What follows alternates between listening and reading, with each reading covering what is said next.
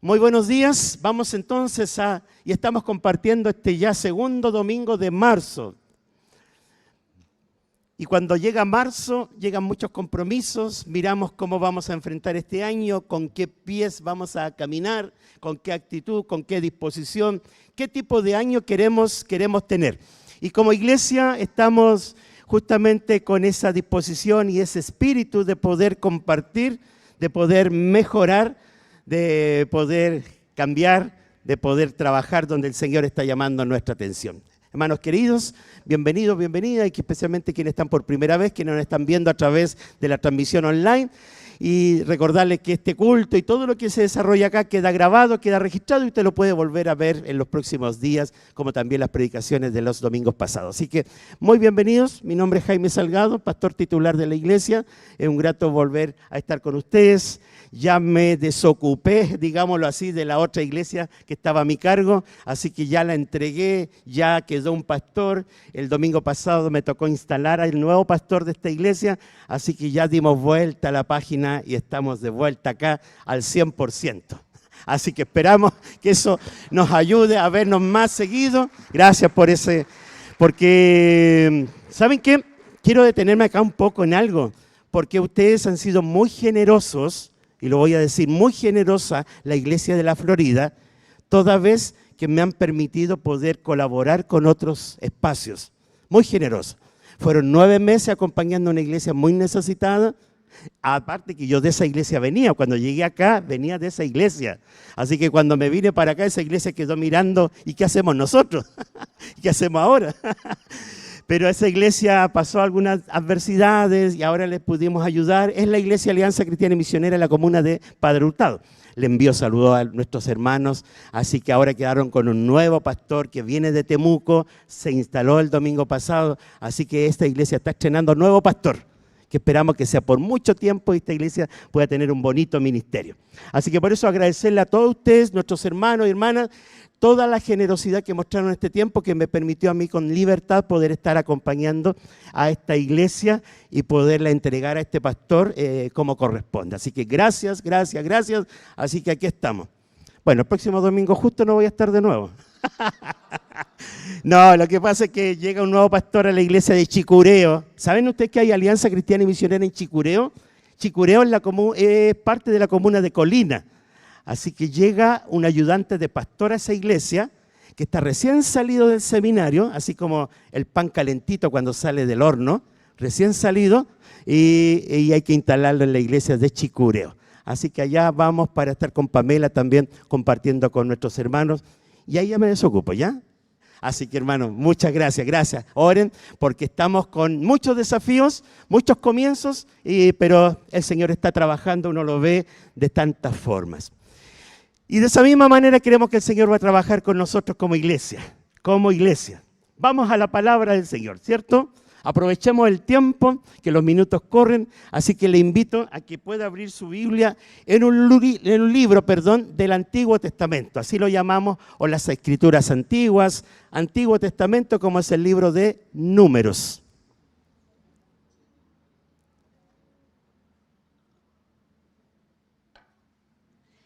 El libro de Números, capítulo 21. Libro de Números, capítulo 21. ¿Usted ha leído todo el Antiguo Testamento alguna vez? ¿Sí? Qué bueno. Pero parece que no muchos. Es un gran desafío y un bonito desafío como cristianos. Creo que no puede haber cristiano alguno en el mundo que alguna vez no haya leído la Biblia de manera completa. Es básico, así que propóngase este año leer toda la Biblia o leer lo que le falta por leer. Y a usted que está en su casita, en su hogar, dediquémonos también, organicemos para que de verdad quienes creemos en la Biblia, y si alguien nos pregunta en la calle, ¿y tú qué tanto hablas de la Biblia?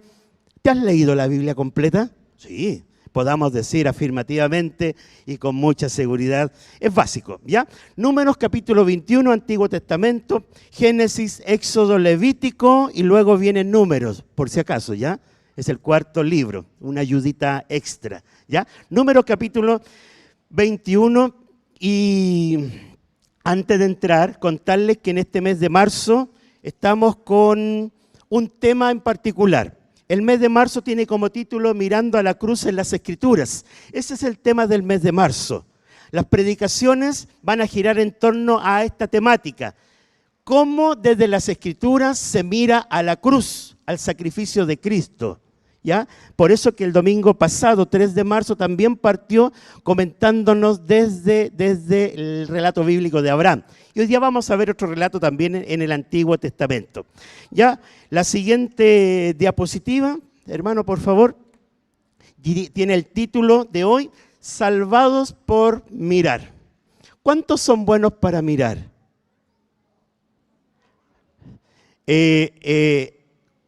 A veces en nuestros barrios, pasajes, vive la familia, la familia Miranda. Disculpe, hermana Ruth, ¿ya?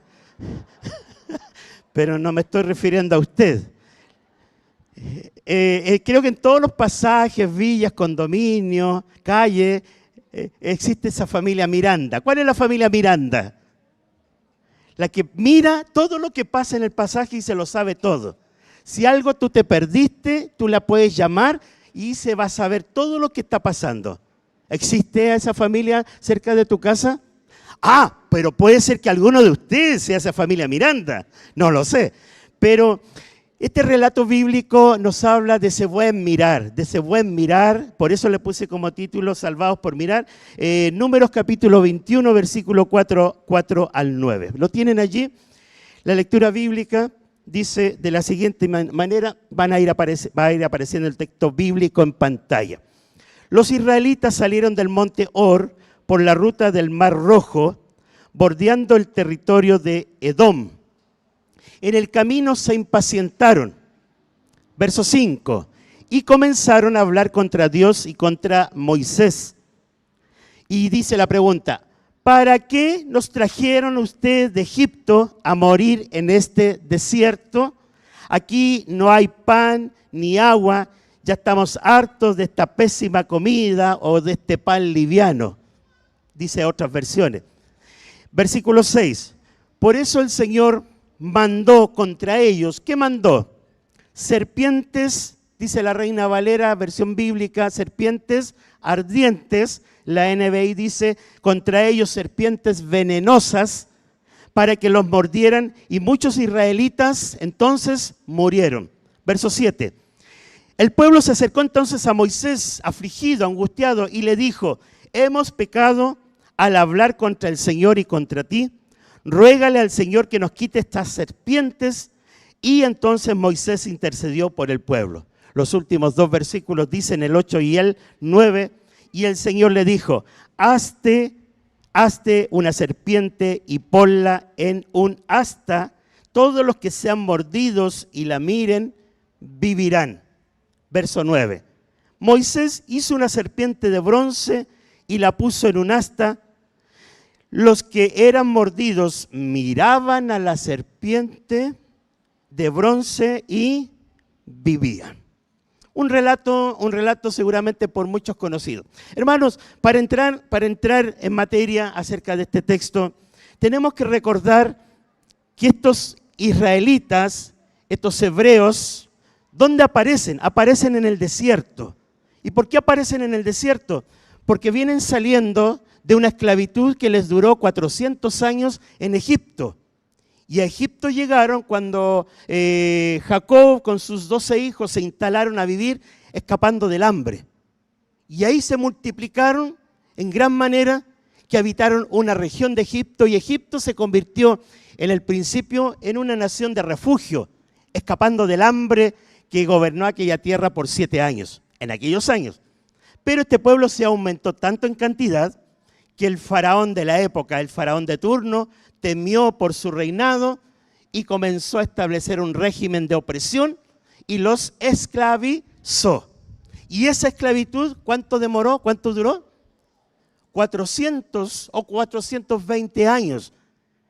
Por lo tanto, en esa esclavitud una generación creció, murió y volvió a levantarse una nueva generación que nacieron los israelitas en esclavitud. Nunca conocieron la libertad porque nacieron cuando pequeños siendo esclavos.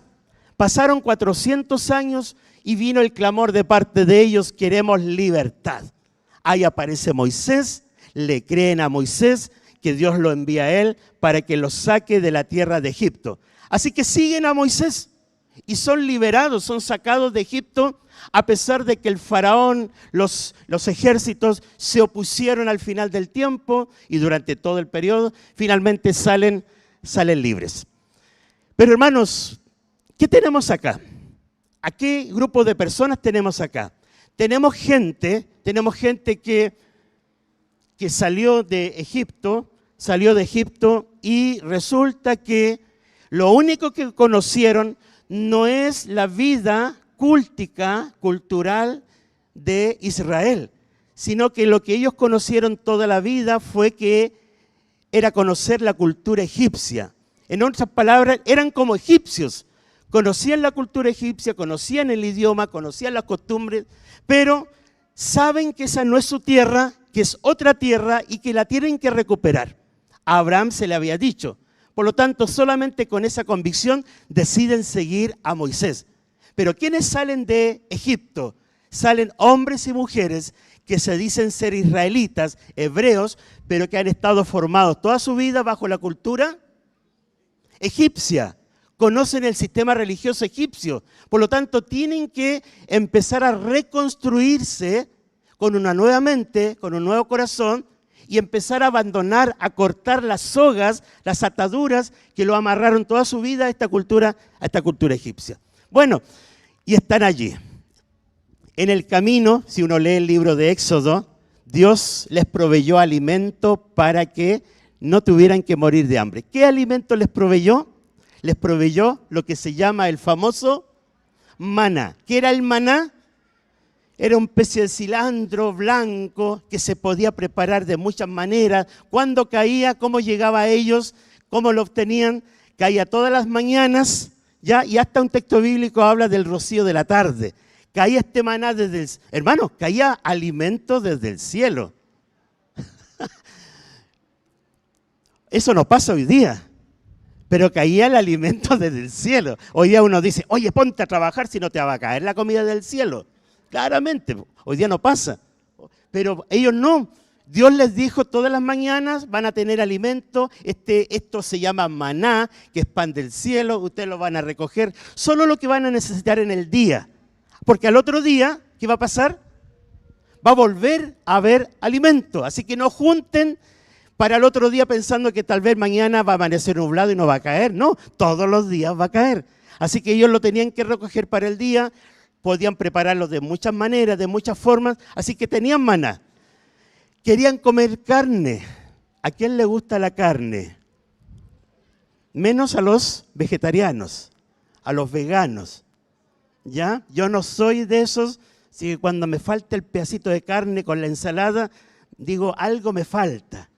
Pero ellos también decían, me falta la carne, y Dios les dio carne y les mandó codornices, que llenaron la tierra donde ellos estaban y podían buscar las codornices. ¿Alguien ha preparado codornices alguna vez acá? ¿Las sabe preparar alguien por allá? ¿Sí? ¿Alguien sabe preparar codornices? Solo uno de los que estamos acá. Bueno, ellos tuvieron que aprender a preparar codornices y tenían carne, así que tenían maná todos los días, tenían carne, hasta les hizo salir agua. ¿De dónde? De una roca, así que hasta tenían agua.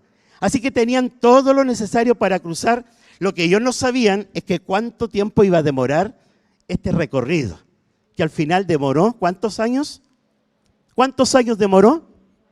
40 años, 40 años. Un año estuvieron en el monte Sinaí, después de un año comenzó la marcha y demoraron 40 años. Hermanos, y cuando están en este recorrido, en muchos casos la iglesia se ha adormecido.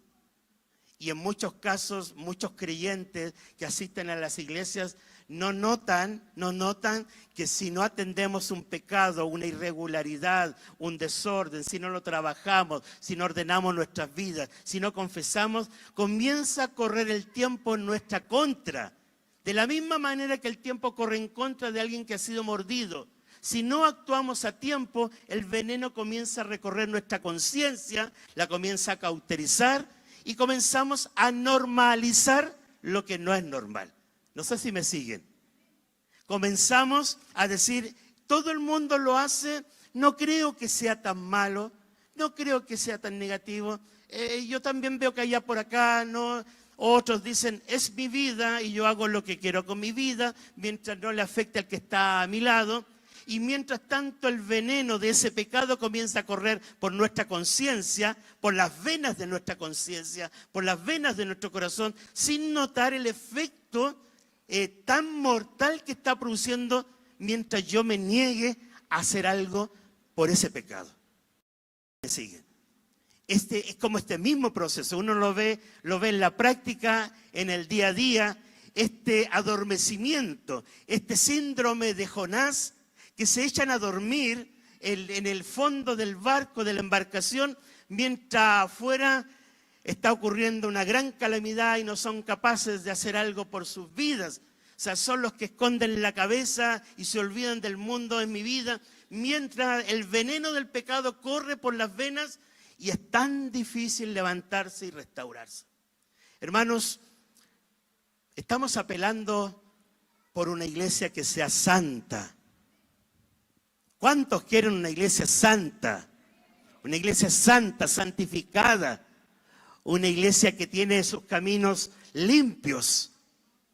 Una iglesia que escucha a Pablo decir, procura con diligencia presentarte a Dios aprobado como obrero que no tiene de qué avergonzarse. ¿Cuántos en esta hora pueden estar aquí sin avergonzarse de cosa alguna? No siendo perfectos, claramente que no lo somos.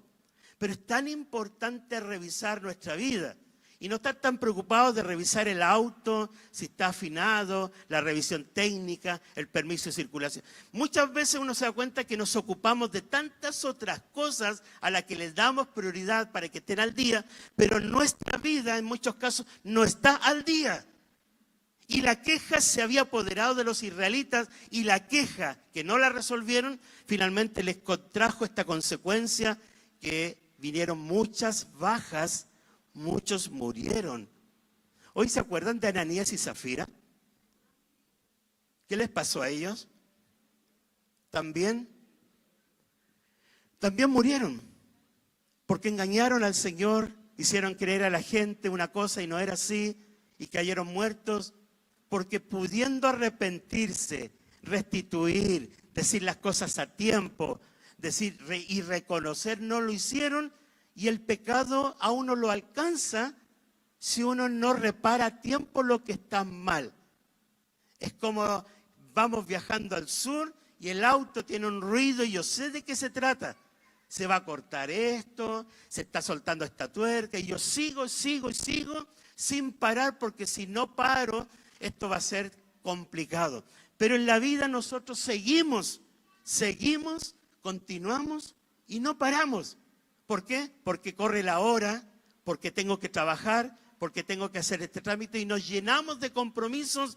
Pero ¿cuántos nos detenemos? ¿Se acuerdan que hace 2 domingos estuve predicando y conté la historia del hombre, del leñador, de la hacha? ¿Se acuerdan del relato? ¿O lo tengo que volver a contar? ¿No? Claro, ¿cuántos de nosotros estamos cortando árboles? Es decir, trabajando, haciendo cosas, produciendo. ¿Y cuántos nos estamos deteniendo a afilar el hacha? Y nos damos cuenta que algo nos está pasando porque no estoy afilando el hacha. Hermanos, hermanas, el que no se está congregando, comienza a congregarte si has dejado o has descuidado congregarte. Si antes lo hacías con tanta constancia, si antes orabas con más devoción, leías la palabra y eso parece que quedó en el olvido, estamos descuidando afilar nuestra hacha. Y si no atendemos estas cosas, como dice allí, nos va a alcanzar alguna consecuencia. Todo lo que el hombre sembrare, eso va a cosechar. Bueno, ellos sembraron queja, sembraron pecado, sembraron descontento, ¿ya? Y cosecharon producto de su pecado. Dice la Biblia que murieron muchos. Número 3, por favor. ¿Qué pasa cuando uno está viviendo una consecuencia producto de su pecado? ¿Qué tiene que hacer? ¿Debería? ¿Saben que aquí hay un aspecto que quiero comentar?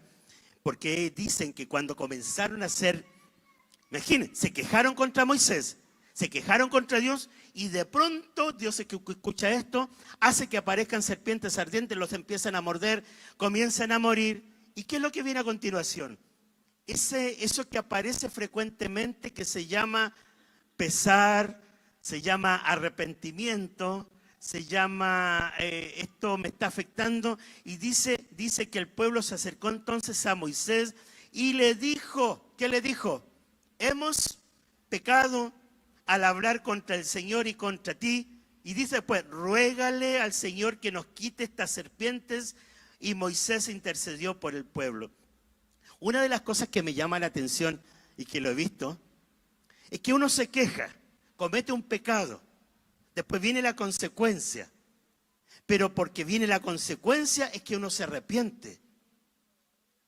Por favor, le pido que me sigan la idea. Síganme la idea. Hay personas que no se arrepienten porque han ofendido al Señor, se arrepienten por la consecuencia que están viviendo. Hay personas que se arrepienten porque los pillaron. ¿Me entienden la idea? Hay personas que se arrepienten porque lo descubrieron. Y yo me pregunto, ¿por qué tiene que llegar a ese punto? ¿Por qué es que no sintieron la molestia, el veneno, antes que fuesen sorprendidos? Y me pregunto, ¿se están arrepintiendo porque los sorprendieron, fueron descubiertos, o porque de verdad tienen un temor, un pesar por haber ofendido a Dios? Creo que cuando pasa de esta manera que lo estoy diciendo, hemos perdido el norte. El norte. ¿Por qué es que vivo como vivo? ¿Por qué es que hago lo que hago? ¿Por qué es que no hago lo que no tengo que hacer? ¿Por qué es que no hago lo que está incorrecto? Alguien una vez decía, y me llamó mucho la atención, que dijo, yo no engaño a mi esposa porque la palabra del Señor me dice que no la tengo que engañar. O sea que si no tuviese la palabra, y la engañaría. O sea, y eso me hace pensar, ¿cuáles son las bases sobre las cuales estamos construyendo nuestra fe? ¿Por qué es que hacemos lo que hacemos? Y también ¿por qué es que no hacemos lo que no tenemos que hacer? Que no sea porque me pueden sorprender, que no sea porque esto me va a hacer mal, sino que sea porque esto le ofenda al Señor. Sino ¿dónde está nuestro amor y a quién amamos más? Puede ser que en la vida y en la práctica estemos amando nuestro prestigio, nuestra reputación, nuestra buena imagen, que amar a hacerlo agradable delante del Señor. Muchos aman más su imagen. Y por su imagen, su reputación, en la iglesia, en el trabajo y en otro lugar, no hacen lo que no debieran hacer. Pero ¿por qué no hacemos lo que no tenemos que hacer? Tiene que ser por amar al Señor. Si no estamos amando al Señor, entonces las cosas no andan bien, algo no funciona. Y los israelitas, después que ven que están cayendo sus compañeros mordidos por la serpiente, uno es mordido, ¡bum!, se tumba al suelo, cae otro acá, por allá en la otra tienda cae otro, empiezan a caer.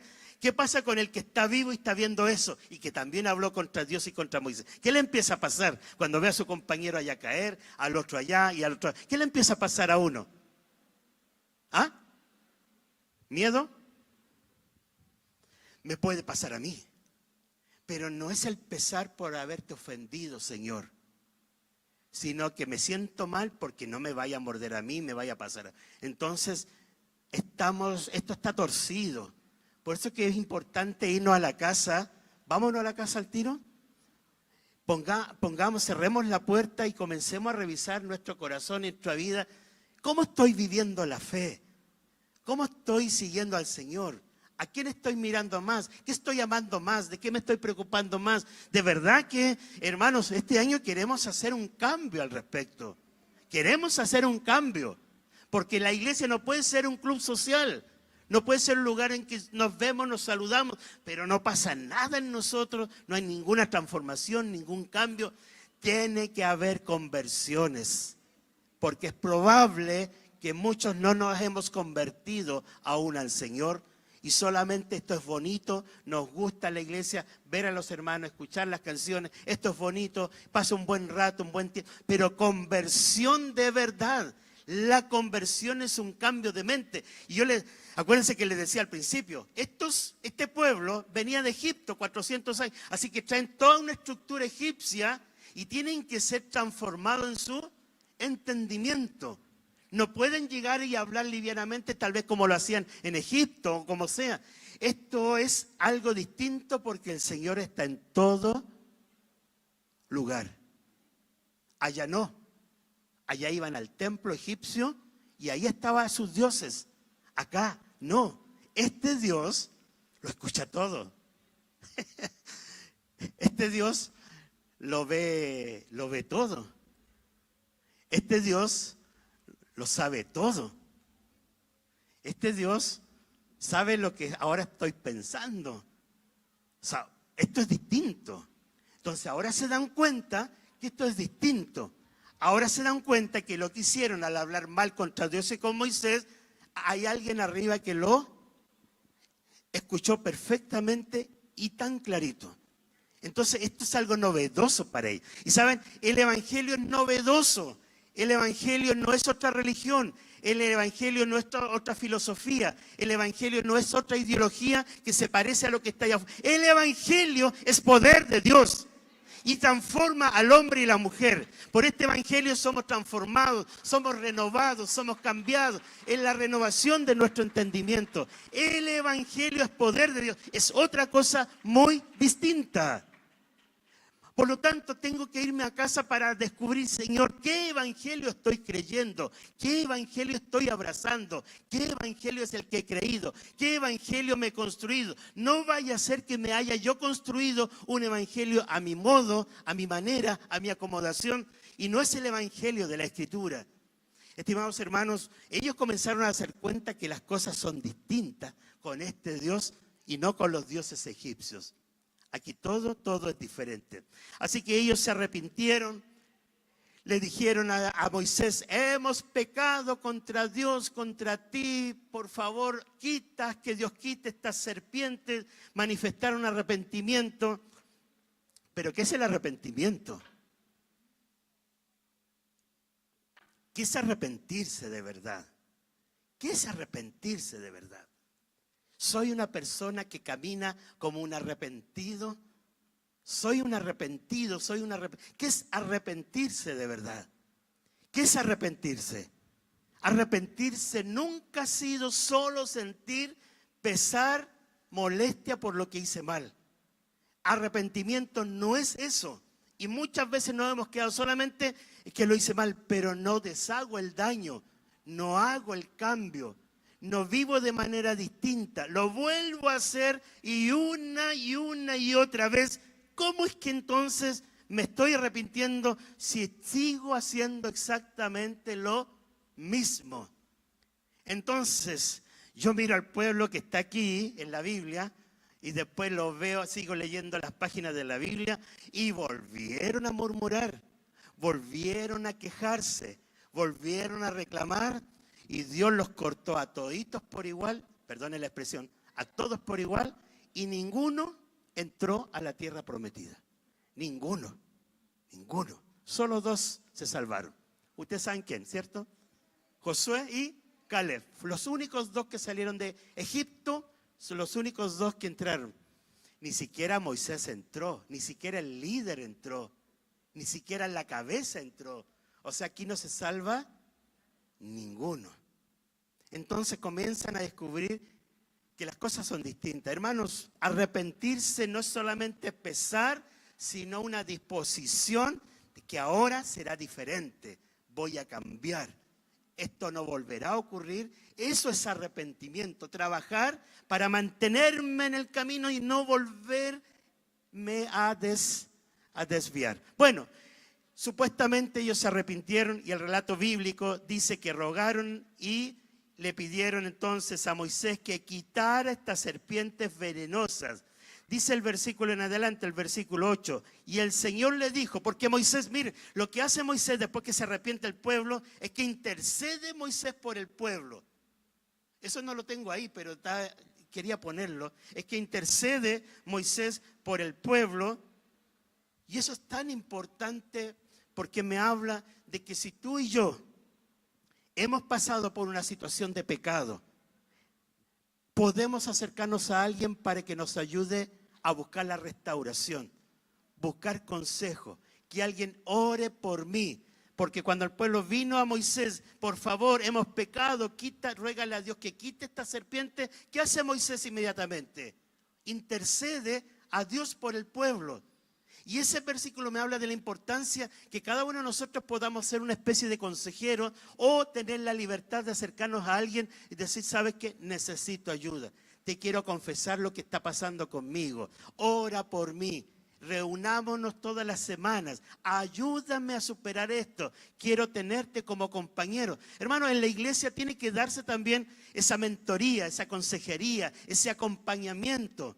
Así que aunque yo pueda ser un líder y tener un cargo en mis hombros, igual puedo mostrar mi vulnerabilidad y pedir consejo. La siguiente, por favor, Ítalo. Después que ellos se arrepintieron, ¿qué viene? La salvación. En el versículo que representa este texto, está en el versículo 8. Versículo 8. El Señor le dijo, luego que Moisés intercede por el pueblo, el Señor le dijo a Moisés, ¿qué le dice a Moisés? Aquí está el plan. Miren, no está que Moisés quitó o Dios quitó las serpientes o las despachó. ¿Qué hace Dios? Le dice Dios, hazte una serpiente y ponla en un asta. Todos los que sean mordidos y la miren vivirán. Ese es el plan. El plan de salvación es hazte una serpiente. ¿Por qué una serpiente? No se quede dormido. ¿Por qué una serpiente? ¿Por qué una serpiente? ¿Por qué no un caballo? ¿Por qué un camello que estamos en el desierto? ¿Por qué una serpiente? Lo acabo de mencionar hace unos minutos. ¿Por qué una serpiente? Porque en aquellas tierras orientales era común encontrar este culto a las serpientes. Y los paganos, en sus religiones paganas, construían serpientes en sus altares, en sus templos, y a las serpientes creían en ellas como que tenían este poder curativo.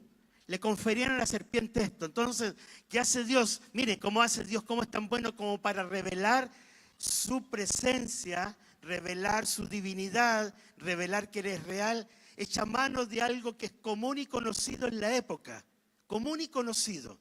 Hazte una serpiente. Para que este pueblo vea que las otras serpientes que están en los templos paganos, egipcios, no tienen el poder curativo.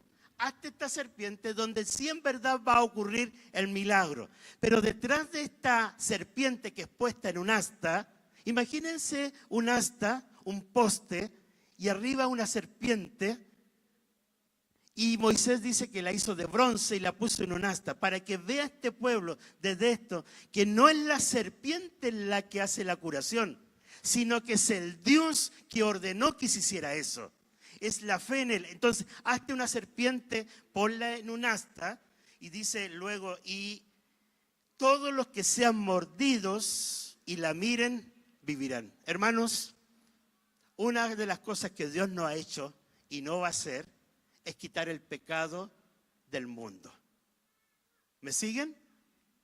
No va a quitar el pecado, no va a quitar esta plaga, no va a quitar esta contaminación, no va a limpiar los aires celestiales de toda esta presencia de pecado, no lo va a limpiar, no va a quitar nada de esto, y eso no va a ocurrir hasta que Él venga a buscar a su iglesia. El pecado va a seguir estando presente en el mundo, las tentaciones van a seguir estando allí. Prueba de eso es que cuando Jesús vino, Él también fue tentado. Va a seguir la maldad, van a seguir habiendo muerte, van a seguir habiendo infidelidad, van a seguir habiendo estafas, va a seguir habiendo delincuencia, va a seguir habiendo todo lo que nosotros quisiésemos que ya no existiera en este planeta.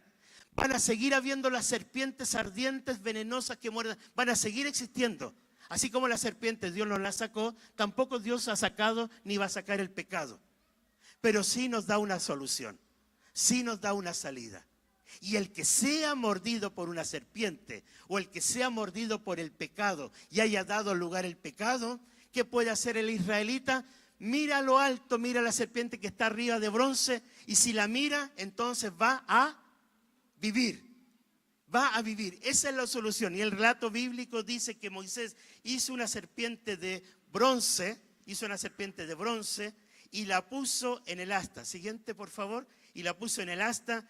¿Y qué vino entonces? La curación. La curación es la forma en que Dios trabaja. Porque nosotros echamos a perder las cosas. Nosotros las torcemos, nosotros las tergiversamos, nosotros las rompemos, nosotros nos quejamos, nosotros nos valoramos, nosotros nos desviamos, nosotros nos destruimos, nosotros nos acusamos unos a otros, nosotros nos criticamos, nos quejamos.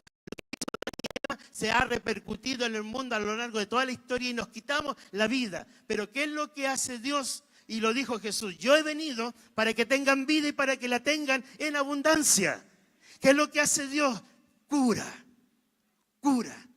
restaura, sana, limpia. Lo que ninguno de nosotros podemos hacer por nosotros, Él lo hace. Él coloca y le dice a Moisés: ponte esta asta, ponte esta serpiente y todos los que la miren vivirán. Serpiente, pero si hemos visto en tantos templos egipcios serpiente, que una serpiente nos vaya a sanar.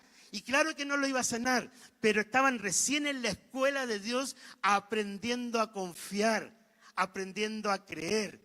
¿Y saben qué otra cosa? Moisés y el pueblo aprendiendo a seguir las instrucciones de Dios, porque Dios le dice: haz esto, y Moisés lo hace.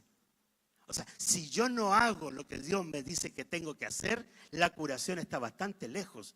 Y Moisés obedeció lo que Dios le dijo que hiciera, construyó este poste, puso esta serpiente, la armó de bronce y vino entonces la curación.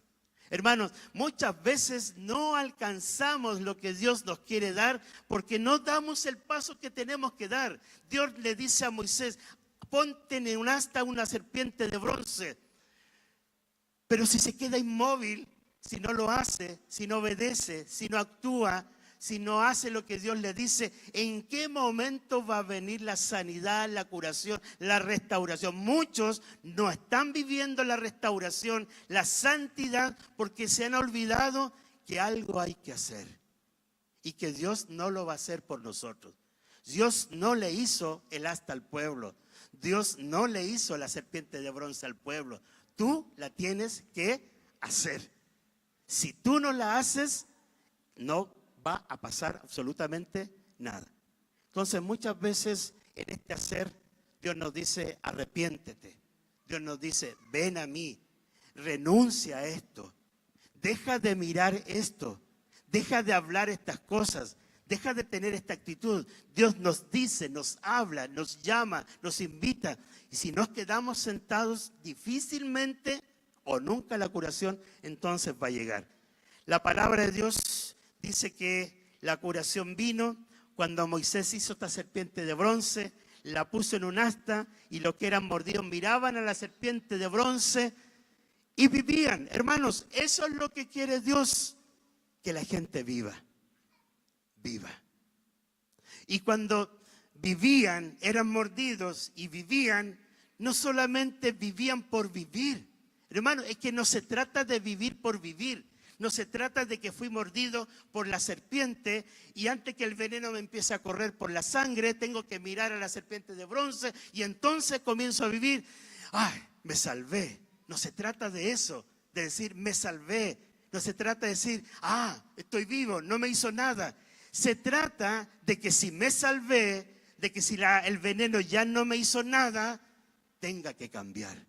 ¿Qué saco con que me salvé si sigo haciendo lo mismo? ¿Qué saco con que me salvé del veneno si vuelvo donde Moisés, vuelvo donde Dios a quejarme de este pan tan liviano que me tiene harto, que ya no quiero verlo más? Salvarme significa un cambio de vida, un cambio de mirada, un cambio de corazón.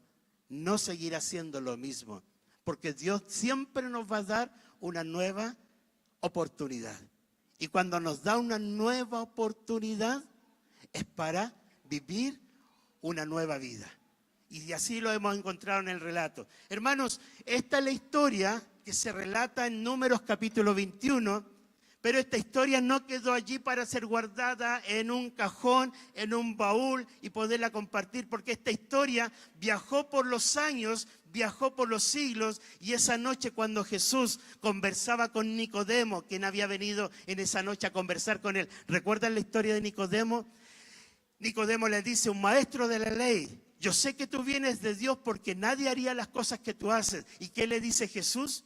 De cierto te digo, el que no nace de nuevo no puede entrar en el reino de Dios. No se puede entrar en el reino de Dios, no se puede ser salvo o salva si uno no nace de nuevo. Y Nicodemo, sin entender nada de esto, Jesús seguía insistiendo: nadie puede ser salvo si no nace de nuevo. Y por eso que esta historia viaja en los años, y esa noche, cuando Jesús conversaba con Nicodemo, y Nicodemo lo escuchaba atentamente, ¿cómo dice el relato? En un momento de la conversación, Jesús, ¿qué le dice a Nicodemo? Por favor. Y como Moisés levantó la serpiente en el desierto, así es necesario que el Hijo del Hombre sea levantado, para que todo aquel que en él cree no se pierda, sino que tenga vida eterna. Hermanos, la serpiente de bronce fue cambiado por el hombre que fue colgado en la cruz, y su nombre es Jesucristo.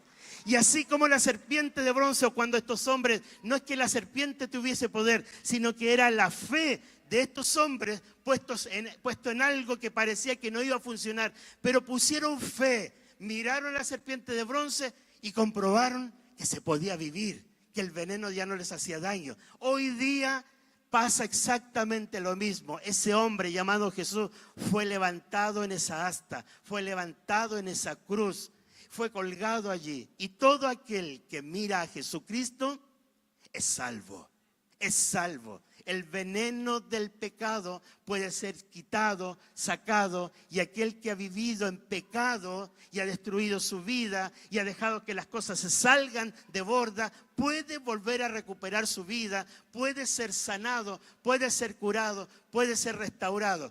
¿Por qué hizo Dios esto, hermano? ¿Por qué hizo Dios esto de colocar, en vez de una serpiente, colocar al mismo Hijo de Dios en la cruz? La siguiente dice: ¿cuál es la razón? ¿Cuál es la causa? ¿Qué es lo que movió a Dios a hacer esto? Porque de tal manera amó Dios al mundo, que dio a su único Hijo, para que todo aquel que en Él, o aquel que lo vea a Él en la cruz y muerte que ya venció, no se pierda, sino que tenga vida eterna. Porque no vino Dios a pisotear a los que lo han insultado. No vino Dios a pisotear a los que han pecado contra Él. Porque no vino Dios a condenar al mundo, sino que, como dice ahí, Dios envió a su Hijo al mundo para salvarlo por medio de Él. Hermanos, este relato de Números 21 es un relato del Antiguo Testamento que mira a la cruz. En unas semanas más vamos a celebrar lo que comúnmente se llama como Semana Santa.